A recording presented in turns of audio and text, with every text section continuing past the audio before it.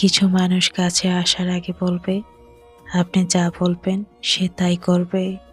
ঘনিষ্ঠতা হওয়ার পর দেখবেন সে আপনাকে তার কথা মতো নাচাচ্ছে। চোখ যাকে চায় সে কালো হলেও সুন্দর। যে সত্যি ভালোবাসে সে ঝগড়া করে, অভিমান করে, কিন্তু কখনো আপনাকে ছেড়ে যায় না। আপনি তখনই কারো বিরক্তির কারণ হয়ে যাবেন যখন আপনি অতিরিক্ত ভালোবাসা প্রকাশ করবেন।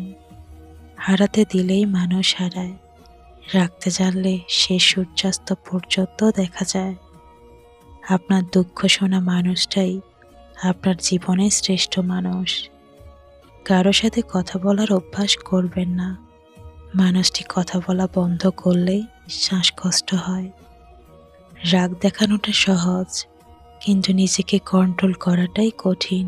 এক বাবা তার ছেলেকে উপদেশ দিচ্ছিলেন।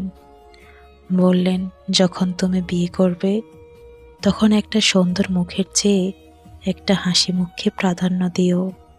বসের বকা খেয়ে বাজারে দর কষাকষি করে বাসে ঝুলে 30 মিনিটের রাস্তা 2 ঘন্টা অতিক্রম করে বাসায় ফিরে দরজায় তোমার সবচেয়ে বেশি প্রয়োজন হবে একজন হাসিমাখা নারী।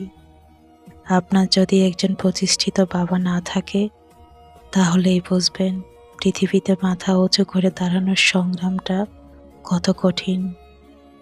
স্বার্থপর আর মিথ্যাবাদীদের সাথে কখনো বন্ধুত্ব করতে নেই।